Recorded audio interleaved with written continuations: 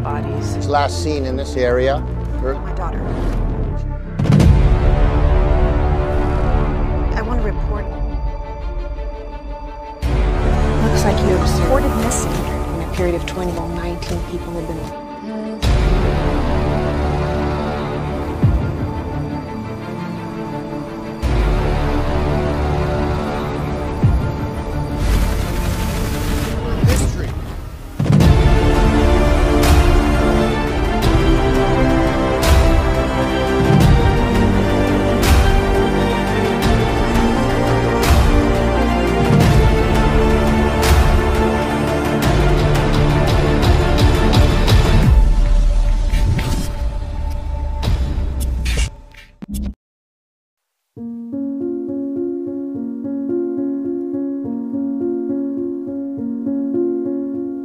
Cerita bermula di kota New York pada tahun 2010 dan kisah ini berfokus pada seorang ibu tunggal bernama Mary Gilbert yang memiliki 3 orang anak perempuan. Putri sulungnya bernama Shannon yang kini berumur 24 tahun. Diketahui Shannon telah dititipkan ke panti asuhan sejak dia berumur 12 tahun. Alasan sang ibu menitipkan Shannon ke panti asuhan karena keadaan ekonomi dan pekerjaannya yang tidak menentu. Ditambah lagi Shannon memiliki masalah medis pada psikologisnya. Dia sekarang tinggal di kota New Jersey. Anak kedua bernama Sherry dan yang ketiga bernama Sarah. Mereka berdua tinggal bersama sang ibu di New York. Sherry normal-normal saja, tidak memiliki gangguan kesehatan apapun. Akan tetapi tidak dengan si bungsu yaitu Sarah. Dia memiliki gangguan kesehatan yang sama dengan Shannon, sehingga dia dianjurkan untuk rutin minum obat penenang.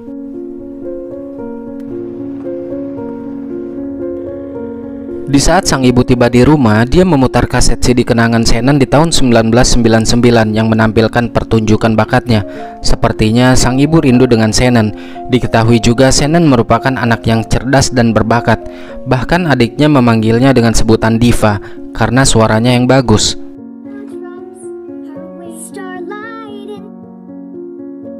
Ketika sedang asik menonton, tiba-tiba Sherry datang dan mengabari jika Shannon akan pulang malam ini. Tentu saja kabar itu membuat sang ibu senang. Dia lantas mempersiapkan makan malam untuk menyambut kedatangan putri sulungnya tersebut. Di malam harinya mereka menunggu Shannon di meja makan, tapi dia tidak kunjung tiba. Sampai-sampai Sarah ketiduran di sana. Ibunya yang kesal kemudian pergi keluar untuk mencari angin segar.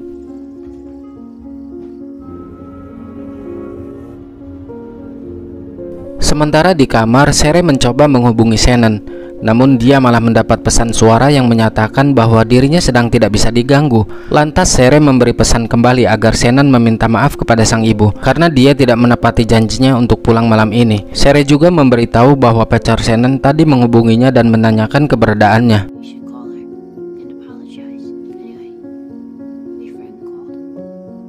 Esok harinya ada telepon yang masuk. Ternyata itu dari seorang dokter yang ingin menanyakan keadaan Shannon. Si ibu yang masih kesal kemudian memberitahunya jika Shannon tidak bersama kami.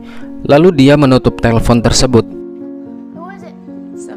Sherry memberitahu ibunya jika pacarnya Shannon tadi malam menelpon dirinya dan menanyakan keberadaan Shannon. Sang ibu berpikir mungkin saja mereka sedang bertengkar. Sherry khawatir jika terjadi sesuatu kepada Shannon. Pasalnya tadi malam dia mencoba menelpon Shannon 5 kali, tapi selalu masuk pesan suara. Padahal Shannon tidak pernah seperti ini sebelumnya.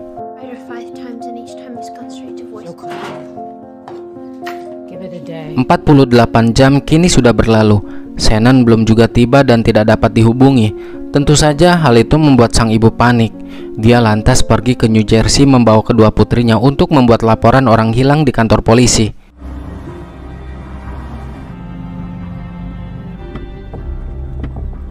Selesai membuat laporan di kantor polisi New Jersey, mereka lanjut ke kantor telekomunikasi untuk meminta rekaman dan catatan terakhir dari telepon milik Shannon. Di sana si petugas tidak mau memberitahunya, meskipun mereka adalah bagian dari keluarga Shannon. Kecuali secara fisik Shannon ada di sini. Mary lantas menjawab, "Justru aku datang ke sini agar tahu keberadaan Shannon karena polisi belum bertindak apapun. Gimanapun caranya aku harus mendapatkan catatan ponsel itu. Dan jika kamu tidak mau membantu, panggilkan yang bersedia."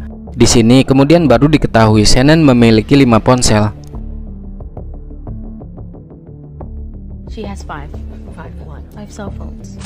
Malamnya mereka mendatangi pacar Shannon yang bernama Alex. Mary bertanya, kapan Alec terakhir kali melihatnya? Alec menjawab, jadi Shannon waktu itu mendapat job di Long Island. Setelah dari sana dia tidak tahu lagi, karena Shannon tidak pernah kembali. Jika ingin tahu kronologi lengkapnya, coba tanyakan kepada sopirnya. Dia yang seharusnya membawa Shannon pulang. Lalu apa yang Shannon lakukan di Long Island? Nah, di sini baru diketahui jika Shannon bekerja sebagai wanita nakal. Shannon pernah bercerita kepada Sherry adiknya, jika pacarnya itu pernah memukuli Shannon hingga rahang Shannon harus memakai plat titanium. Jelas Alec membantah. Dia berkata, kalian tidak tahu apa yang sebenarnya terjadi. Yang kalian tahu hanya meminta uang kepada Shannon tanpa berpikir dan menanyakan dari mana uang tersebut. Saat dia punya masalah, cuma aku yang selalu ada untuknya. Seketika mereka terdiam mendengar pernyataan dari Alec. She comes home, who do you think she's coming home? For you?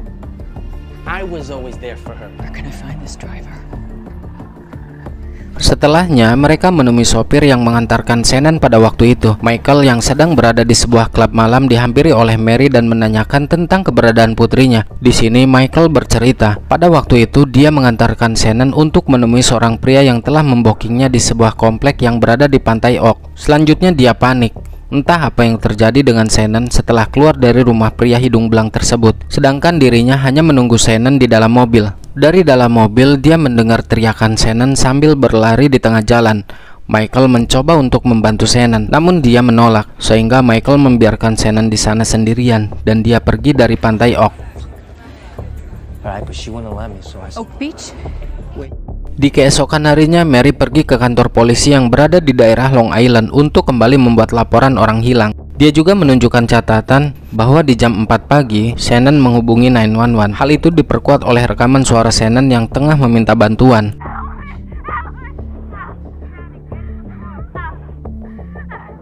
Seorang detektif yang bernama Jimmy membuka sebuah arsip berupa laporan di hari kejadian.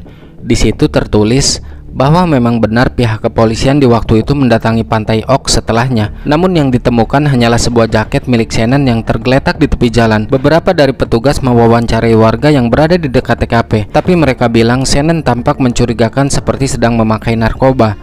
Tentu saja Mary membantah tuduhan itu. Sang ibu dengan yakin mengatakan jika putrinya tidak memakai barang-barang tersebut. Sang detektif bertanya, apa yang dilakukan putrimu di komunitas eksklusif di tengah malam? Jadi komplek yang ada di dekat Pantai Oak itu dikenal dengan komunitas eksklusif, yakni kawasan pribadi. Artinya tidak sembarangan orang yang bisa masuk ke sana. Nah, apa yang dilakukan Shannon di sana? Padahal jarak dari rumah mereka ke Pantai Oak kira-kira sekitar 100 mil atau 160 km. Mary tentu malu untuk menceritakan profesi putrinya kepada sang detektif. Detektif Jimmy tampak tidak serius menangani masalah hilangnya Shannon. Bahkan dia mengatakan, jika kasus seperti ini sering terjadi, mungkin saja Shannon kabur. Tunggu saja sampai besok, nanti juga pasti akan kembali. My daughter doesn't do drugs. I think you could just stop that for once. Maybe she ran away, maybe she'll go missing. Missed and ignored but run away. She's missing. Or isn't on drugs. Be silenced. Merasa diabaikan, sang ibu marah dan menegaskan sekali lagi bahwa putrinya tidak memakai narkoba. Dia tidak seperti ini sebelumnya. Yang jelas Shannon hilang. Ada sesuatu yang nggak beres. Beberapa kali aku menghubungi polisi, tapi kenapa telepon selalu ditutup? Jika memang detektif Jimmy menganggap Shannon tidak hilang, itu merupakan haknya. Tapi hakku sebagai seorang ibu akan terus mencari putriku yang belum ditemukan. Shannon meminta bantuan di jam 4.51 pagi, sedangkan para polisi tiba di jam 5.40 pagi. Kenapa butuh 1 jam untuk merespon panggilan darurat itu? Detektif Jimmy hanya bisa diam mendengar luapan emosi dari Mary. At 4:51 and you arrived at 5:40. Respond to a call like that. Fuck, does it take an hour? Pada suatu hari, mobil polisi yang sedang berpatroli di sepanjang jalan kawasan Pantai Oak tiba-tiba menepi karena anjingnya mau pip. Di sana si Doggy menggonggong akibat mencium bau busuk. Dan benar saja, saat dilakukan pencarian, para polisi menemukan 4 orang yang sudah jadi kerangka dibungkus karung goni dengan posisi terpencar. They're spaced evenly apart after burlap. Those 4 in all. Here. One down there. Seorang komisaris polisi yang bernama Richard Dormer mengadakan jumpa pers untuk menjelaskan ini semua. Dia diberi mandat oleh atasannya, jangan sampai pers mulai mengatakan bahwa ada seorang pembunuh berantai. Karena tentu jika itu terjadi, maka berita ini akan menjadi heboh dan mempermalukan pihak kepolisian. Richard mengatakan di depan awak media bahwa penemuan ini menjadi sebuah anomali yang tidak bisa dijelaskan. These all left there by the same person. He's in an area along ocean. I can't say, but there's no need for panic. This is an anomaly. Thank you. Sir, we just Berita itu pun sampai kepada Mary.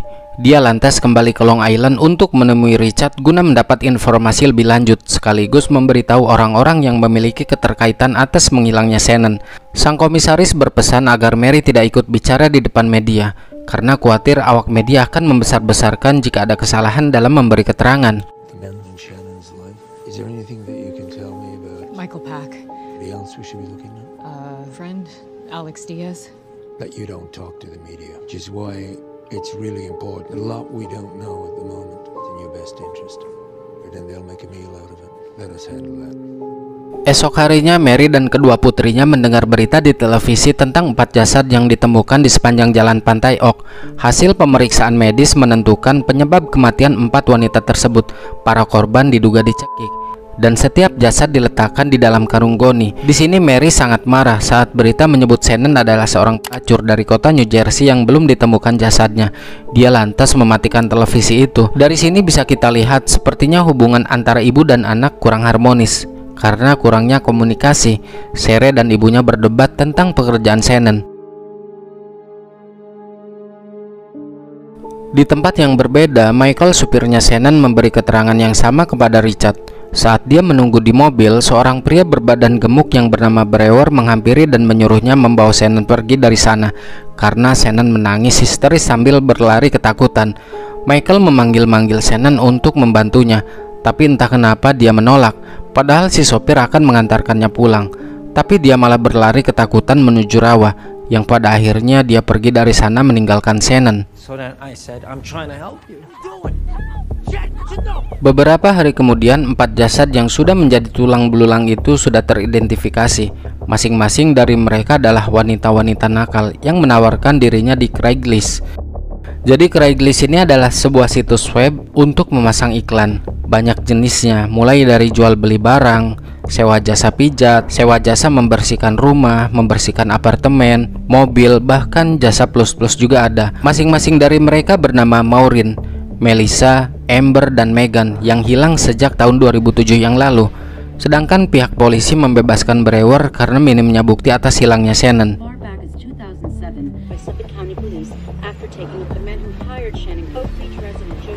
Di media sosial, Mary diundang oleh keluarga dari 4 korban yang sudah teridentifikasi itu untuk menggelar acara misa di dekat TKP. Jadi misa ini semacam mengenang atau mendoakan si korban. Namun sebelum berangkat ke acara misa, Mary pergi terlebih dahulu ke kantor polisi untuk menempel poster putrinya agar segera ditangani, sekaligus memperingatkan kepada sang komisaris, jangan pernah main-main dengannya. Dia sangat kesal karena para polisi mengabaikan 50 pesan dari Mary. Dia berjanji akan membuat kekacauan lebih dari ini jika sampai mereka tidak serius menangani hilangnya Shannon. Dan sekali lagi, Mary memperingatkan sang komisaris agar jangan pernah menyebut Shannon sebagai wanita nakal. Nobody is Until you either find her or die. One here for every day that she's missing. Shannon Maria Gilbert. Raise more hell than you can handle. Grudges, and unless you help me, don't you call my... Singkatnya, mereka keluarga dari korban janjian dengan Mary di sebuah restoran. Di sana mereka berkenalan satu sama lain. Dari perkenalan ini dapat kita simpulkan bahwa mereka berasal dari keluarga yang kurang mampu. My daughter's Megan. I sold my TV to be here for me. My daughter is Melissa. I'm Lynn. We came here from Buffalo. my sister was Amber. Komisaris Richard Dorman yang merasa dipermalukan kemudian mencari data pribadi lengkap milik keluarga Mary Gilbert. Di sini dia mendapat informasi untuk mempermalukan Mary bahwa dia benar-benar bermasalah. Yang Richard tangkap, Mary menelantarkan Shannon saat masih kecil dan menitipkannya ke panti asuhan.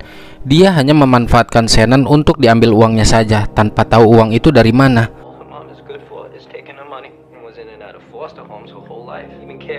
How Di restoran, salah satu keluarga dari korban merasa agak sedikit lega. Setidaknya para polisi menaruh perhatiannya untuk masalah ini, sehingga jasad para korban bisa ditemukan. Tentu Mary membantah pernyataan tersebut. Dia mengatakan, apakah kamu bercanda? Jika kalian pikir para polisi peduli tentang gadis-gadis ini, kalian sedang berhayal. Jasad mereka ditemukan oleh seekor dogi yang ingin pip. Polisi sama sekali tidak mencari mereka. Buktinya gadis-gadis ini hilang tahun 2007 dan 2010 baru ditemukan. Artinya mereka tidak serius menangani kasus ini. They weren't searching for them. They accidentally found them. Stopped along the side of the road to let his dog. Make sure these girls are not forgotten. They don't care. Lanjut, mereka pergi ke kawasan Pantai Oak di mana Shannon menghilang. Di sana Mary menempelkan poster wajah Shannon. Tapi tiba-tiba ada seorang wanita berteriak mengingatkan mereka bahwa ini adalah kawasan pribadi yang tidak sembarangan orang bisa masuk. Wanita itu merasa terganggu dengan kedatangan mereka. Dia mengancam akan melaporkan Mary ke polisi. Bukannya takut, Mary malah sengaja menantang dan ngeledek wanita itu. Mary berkata, silahkan lapor. Polisi butuh waktu 1 jam untuk sampai ke sini. Bahkan Mary meminjam handphone milik temannya untuk menghubungi polisi. Seakan tidak ada harga dirinya, dia menelpon polisi dan mengatakan bahwa ada wanita gila yang ingin membuat kekacauan di Pantai Oak. Para polisi disuruh agar segera datang.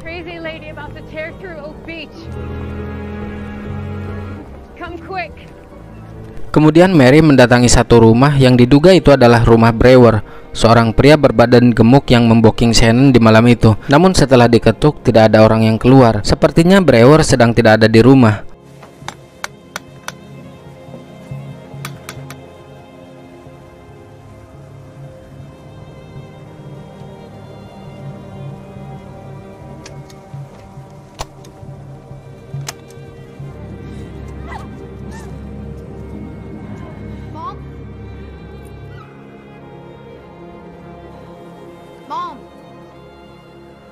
Di waktu yang bersamaan, datanglah Komisaris Richard. Mary yang melihat hal itu lantas menyindirnya. Kenapa begitu cepat datang, hanya 12 menit saja? Sedangkan saat Shannon meminta bantuan, para polisi baru tiba 1 jam setelahnya.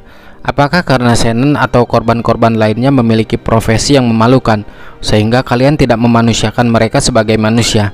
Di sini sang komisaris meminta Mary untuk segera meninggalkan kawasan ini. Dengan alasan kawasan ini merupakan kawasan pribadi. Mary bisa ditahan karena menerobos masuk. Tapi Mary tidak takut sama sekali. Dia justru menantang para polisi untuk menahannya jika memang dia salah. Dia hanya ingin mencari keberadaan putrinya. Di sana juga Mary menemukan anting milik Shannon yang tergeletak di halaman rumah Brewer. Mary marah, kesal. Di mana tindakan dan perhatian para polisi di saat Shannon menghubungi 911 di jam 4.51 pagi dini hari.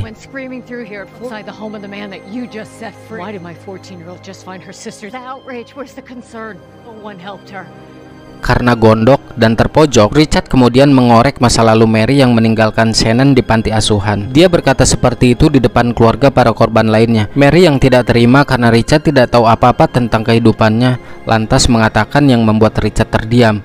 Mary berkata bahwa Richard hampir saja dipecat karena tidak becus mengurus departemennya.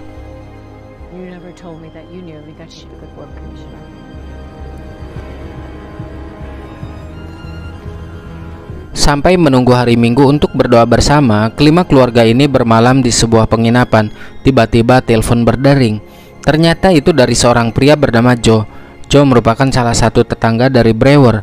Dia mengajak Mary kembali ke kawasan Pantai Oak untuk menyelidiki suatu tempat yang seperti gudang di dekat rawa milik seorang dokter yang bernama Peter Hackett. PD don't return my calls no more. Got your number from one of those flyers. You heard of Joe Brewer, the John. Sesampainya di lokasi, mereka berdua melihat tumpukan karung goni yang sama seperti keempat korban sebelumnya. Menurut Joe, Brewer bukanlah seorang pembunuh. Bisa jadi Dr. Peter adalah pelakunya. Pernyataan itu dia dapat karena di rumah Dr. Peter banyak stok karung goni yang sama.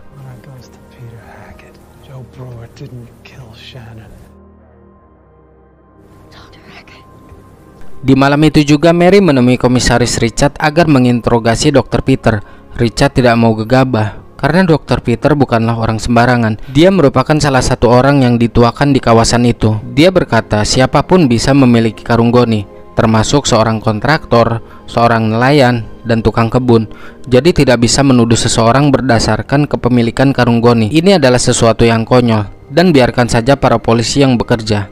I saw spools of burlap in a shed by his house. Why don't you let the policemen do the police? We talk about every clamor, every contractor, every... Mary yang sudah tidak sabar, di keesokan harinya dia pergi ke rumah Dr. Peter seorang diri. Namun ternyata di sana tidak ada siapa-siapa, melainkan ada tetangganya yang sedang berkebun. Pria tua itu kemudian memberi kesaksian bahwa Dr. Peter adalah tetangga terbaik mereka. Jika ada masalah, dia selalu yang pertama dihubungi. Remember anything from that night? Pria tua itu lantas menceritakan kejadian di malam itu, bahwa ada seorang gadis terlihat mabuk dengan meminta tolong karena ada seseorang yang akan membunuhnya. Tapi dia malah pergi saat dirinya menghubungi pihak kepolisian. Ketika sedang berbincang, Mary baru sadar jika ada kamera CCTV yang mengarah ke arah rawa. Said that she ran. That I called the police and they helped me. They're going to kill me. She ran that way. Security cameras work? Mary pun bergegas menuju ke pusat asosiasi di kawasan Pantai Oak. Di sana dia menanyakan tentang CCTV di dekat rumah Dr. Peter. Seorang wanita parubaya yang berjaga saat itu menjelaskan bahwa kami tidak memiliki rekaman di malam itu karena diputar ulang secara otomatis. Jadi jika dalam beberapa hari tidak ada yang meminta rekaman tersebut, maka akan hilang secara otomatis. Sedangkan tidak ada dari pihak kepolisian yang memintanya. Mary merasa ada sesuatu yang janggal. Rasanya tidak mungkin jika mereka tidak menyimpan rekaman CCTV tersebut. Wanita itu kemudian memanggil suaminya, yang ternyata adalah Dr. Peter Hackett. Dr. Peter merupakan orang yang berwenang di kawasan Pantai Oak. Dia menjelaskan bahwa kawasan Pantai Oak ini seperti pemerintahan mini, dan yang menentukan semua aktivitas di sini adalah dirinya. Di sini Mary memiliki firasat yang gak enak, mulai dari banyaknya karung goni di rumah Dr. Peter, rekaman CCTV yang hilang, ditambah dengan melihat foto di dinding tentang kedekatan sang dokter dan para polisi. Like a miniature government here, and I don't know about it, Breach. I've lived here for 30 years. I'm so sorry.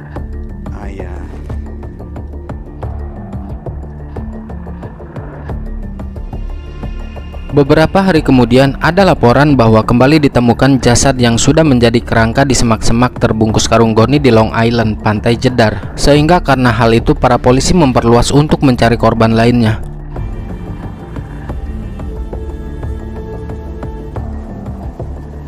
Expanded the total search area to the beach.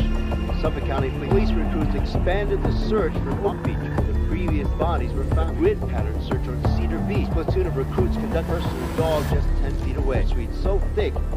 Since last year the search has been hampered by... Di malam harinya Dr. Peter diinterogasi oleh Richard sesuai laporan dari Mary. Richard menanyakan tentang kejadian di malam itu. Sang dokter berkata, di malam Shannon menghilang, dia dan istrinya sedang berada di Florida. Jadi dirinya tidak tahu menahu mengenai hilangnya Shannon. Alasan dia tidak memberikan rekaman CCTV itu ke polisi karena polisi tidak memintanya. Dia juga berkata, ini adalah tanggung jawabmu dan anggotamu, sedangkan aku bukanlah seorang penyidik. Security footage show. This is not my investigation. Came in and asked for it. We ought to teach your cops better. Am I right? Mary yang pergi ke rumah Joe mendapat informasi bahwa Dr. Peter sering merehab para pecandu dan wanita-wanita nakal untuk sembuh. Yang dimaksud adalah dia mengubur mereka. Artinya Dr. Peter sering membantu, merehabilitasi, dan memberi mereka dukungan medis.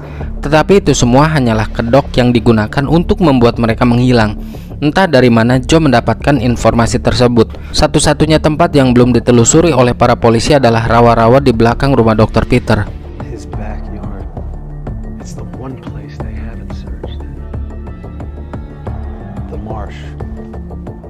Di depan awak media, Richard memberi sebuah pernyataan bahwa Shannon tidak cocok dengan kelima jasad yang ditemukan. Dia memberi kesimpulan jika Shannon kabur dan masih hidup, sehingga kasus ini dihentikan.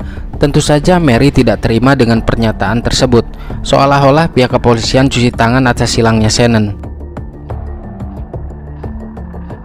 Kekesalannya itu Mary luapkan kepada Richard. Namun sang komisaris memiliki alibi yang kuat bahwa para polisi berurusan dengan bukti, bukan kemarahan. Jadi gimana mau memproses sedangkan bukti menunjukkan bahwa tidak terdapat Shannon di kelima jasad yang sudah ditemukan.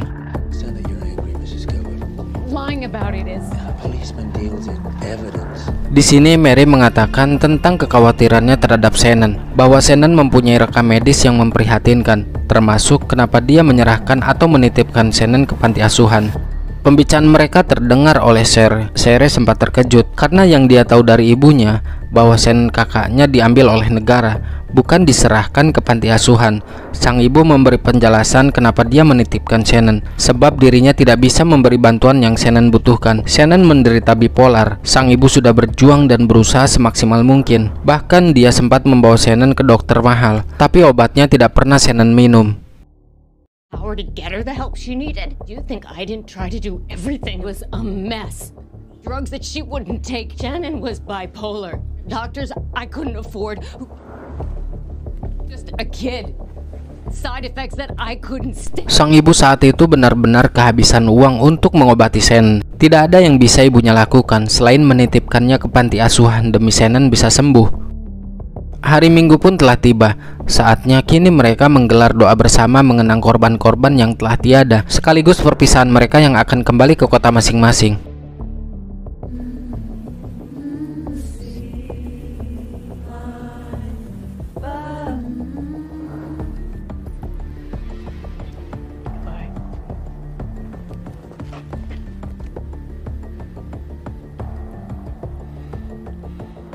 Satu tahun telah berlalu dan para polisi kembali menemukan beberapa jasad yang sudah menjadi tulang belulang dibungkus dengan karung goni. Namun salah satu dari mereka bukanlah jasad Shannon.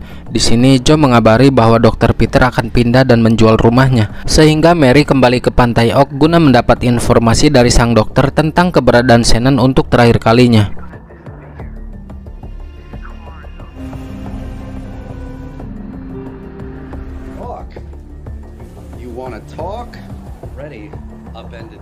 Namun sang dokter malah memarahi Mary karena dia telah merusak nama baiknya dengan menuduh Dr. Peter di balik pembunuhan berantai ini dan hilangnya Shannon. Setelah itu Mary menemui komisaris Richard dan memohon agar mereka mencari di rawa-rawa belakang rumah Dr. Peter karena hanya tempat itulah yang belum pernah diselidiki. Mengenai Dr. Peter, pihak kepolisian sudah membebaskannya sebab tidak ada bukti. Lantas Mary menyuruh sang komisaris untuk menanyakan tentang siapa Dr. Peter sebenarnya kepada Joe, yang merupakan tetangganya Dr. Peter sendiri. Richard menjawab bahwa pihak kepolisian tidak bisa mengambil seorang saksi berdasarkan kebencian, karena yang dia tahu bahwa Joe dan Dr. Peter memiliki permasalahan internal. Mereka berdua berselisih soal tanah, jadi bisa saja Joe memfitnah Dr. Peter dan memanfaatkan situasi ini untuk kepentingan pribadinya. Jaket Shannon yang merupakan satu-satunya bukti pun dinyatakan hilang oleh para polisi. Skin cells or fibers? Her jacket would prove Hackett had contact with Shannon. What about her jacket? We don't have the jacket. Tentu saja hal itu membuat Mary sangat marah. Ada apa ini sebenarnya? Apa kalian sengaja menutup-nutupi masalah ini? Atau memang kalian tidak mampu untuk menangkap siapa pelakunya? Sehingga barang bukti pun sengaja dilenyapkan. Mary mengancam kepada pihak kepolisian akan membongkar aib ini ke awak media jika mereka tidak menggali rawa-rawa di belakang rumah Dr. Peter. Marsh, or I'm going on the news. Is this some kind of cover-up or just incompetence? Beberapa hari kemudian saat Mary sedang melewati jalan Pantai Oak, dia melihat rombongan mobil polisi beserta tim Inavis. Mary yang penasaran lantas mengikuti rombongan tersebut. Ternyata guys, rawa di belakang rumah Dr. Peter tengah disisir dan dikeringkan menggunakan alat berat.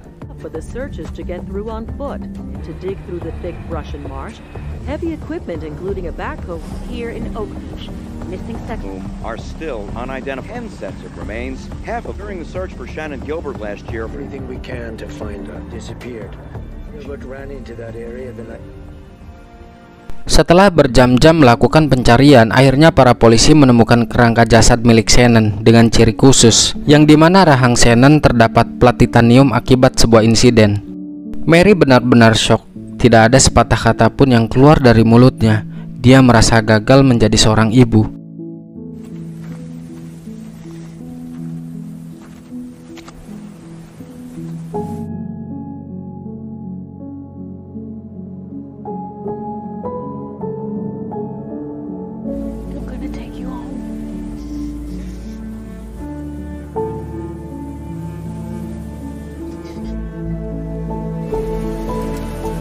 Setelah penemuan jasad Shannon, Mary berpidato kepada keluarga para korban lainnya. tentang bagaimana polisi tidak pernah memberi Shannon perhatian yang layak. Ini menunjukkan bahwa wanita pekerja digolongkan sebagai orang yang bisa dibuang begitu saja. Dan di dalam film ini, para polisi tidak benar-benar menganggap mereka sebagai manusia yang layak dipedulikan oleh siapapun, kecuali keluarga mereka.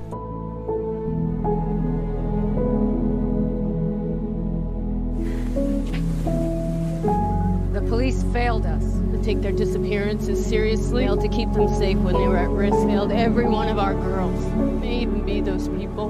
They failed to go after the people who took accountability, and I'm starting the exclusion of everybody or our girls to blame. Akhir kisah dijelaskan bahwa autopsi yang dilakukan secara independen pada jasad Shannon berbeda dengan hasil autopsi dari tim Inafis kepolisian, yang dimana polisi menyatakan korban meninggal karena cuaca, sedangkan tim independen menyatakan bahwa Shannon mendapat kekerasan secara konsisten.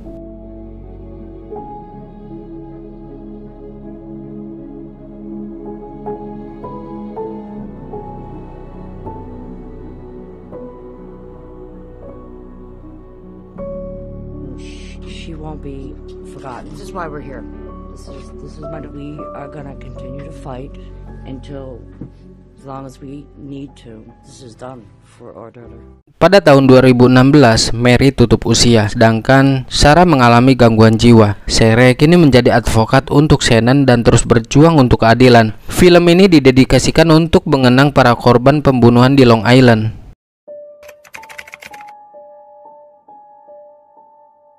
Pada bulan Juli tahun 2023 kemarin, berarti lebih dari 1 dekade, seorang pria bernama Rick Andrew Hierman berusia 59 tahun didakwa dengan 3 tuduhan pembunuhan tingkat pertama terkait dengan kematian Melissa, Megan, dan Amber. Dia juga ditetapkan sebagai tersangka utama dalam kematian Maureen.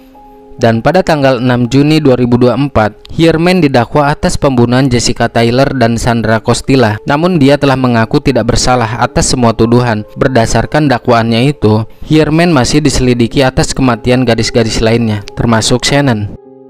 Diketahui Hierman adalah seorang arsitek. Dia telah menghabiskan sebagian besar hidupnya di pantai selatan Long Island. Pihak berwenang mulai mempertimbangkan Hierman secara serius sebagai tersangka, yaitu di bulan Maret tahun 2022. Menurut penyidik, catatan ponsel miliknya menunjukkan bahwa dia telah menghubungi 3 dari 4 korban, dan akun email miliknya telah terhubung dengan pencarian gadis-gadis di situs Craigslist. Catatan pengadilan juga menunjukkan bahwa dia telah melakukan pencarian di internet tentang materi-materi sadis, gambar-gambar tidak senonoh, dan mempelajari atau mencari tahu tentang keluarga korban. Jadi maksudnya ini sebelum menghabisi korban-korbannya, Hierman cari tahu dulu latar belakang si korban. Dan kebanyakan dari mereka memiliki latar belakang kurang harmonis dengan keluarganya masing-masing. Pengujian DNA menunjukkan kecocokan potensial antara sampel DNA Hierman yang diambil dari kulit pizza yang dibuangnya dengan sehelai rambut yang ditemukan pada kain goni yang membungkus salah satu korban. Hierman sekarang berada di dalam penjara. Dia sedang menunggu keputusan dari pengadilan tentang hukuman apa yang pantas untuknya. Dia juga beberapa kali melakukan percobaan bundir di dalam sel, tapi selalu digagalkan oleh petugas yang berjaga. Dan untuk beberapa korban lainnya, para penyidik masih menyelidiki kematian mereka. Apakah Hierman ada kaitannya atau memang ada pembunuh lain? Rincian tentang kematian Shannon masih belum jelas. Polisi telah lama menduga bahwa Shannon entah bagaimana dia tersesat di tanah rawa yang dalam dan meninggal secara tidak sengaja, entah kedinginan atau tenggelam secara tidak sengaja. Namun Mary Gilbert, yaitu sang ibu, sebelum kematiannya meminta bantuan ahli patologi forensik terkenal bernama Michael Baden untuk melakukan autopsi terhadap jenazah Shannon. Baden menyimpulkan bahwa kematian Shannon sesuai dengan pencekikan yang dilakukan oleh seorang pembunuh. Dan dia juga berpendapat bahwa kerusakan pada tulang kecil di tenggorokan Shannon mungkin menunjukkan tulang itu retak saat dia dihabisi.